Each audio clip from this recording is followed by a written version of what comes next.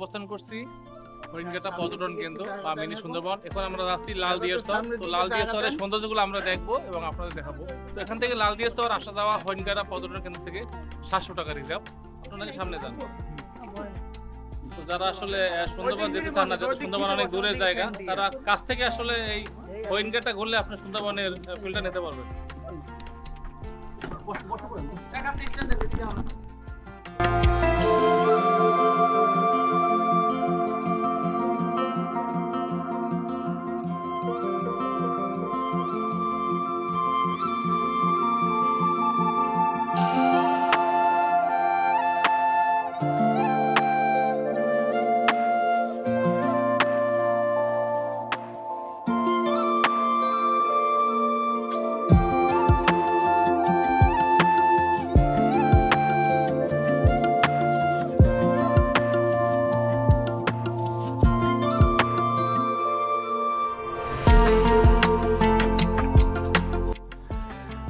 হরিণঘাটা পর্যটন কেন্দ্র বরগুনা জেলার পাথরঘাটা উপজেলার দক্ষিণে অবস্থিত পর্যটন কেন্দ্র।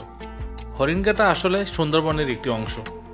হরিণ, বানর, সবুজ লতাপাতা আর পাখির ডাকে সারাক্ষণ মুখর থাকে হরিণঘাটা বনাঞ্চল। এ বনে কোনো বাঘ নেই। নতুনভাবে যোগ হয়েছে নদীর ধারে ঝাউবন। বরগুনার পাথরঘাটা সংলগ্ন বঙ্গোপসাগর ও পায়রা বন্দর।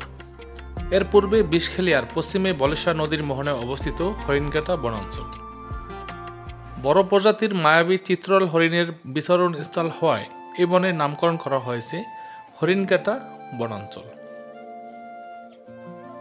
1967 সাল থেকে বন বিভাগের সম্প্রসারণে নানা প্রজাতির গাছ রোপণের মাধ্যমে বনটি সৃষ্টি করা হয়। বর্তমানে প্রায় 18,000 একর জুড়ে দৃষ্টিনন্দন এই বনে কেওয়া, গেওয়া, পশুর সহ সুন্দরী ও ঝাউবন রয়েছে। তো প্রিয় ভিউয়ার্স, আমরা এই হরিণঘাটা বনের ভিতর দিয়ে একটি খাল চলে গেছে বঙ্গোপসাগরের মোহনায়। তো আমরা এই নৌকা জার্নির মাধ্যমে এই বনের সৌন্দর্যটা আপনাদের সামনে তুলে ধরছি।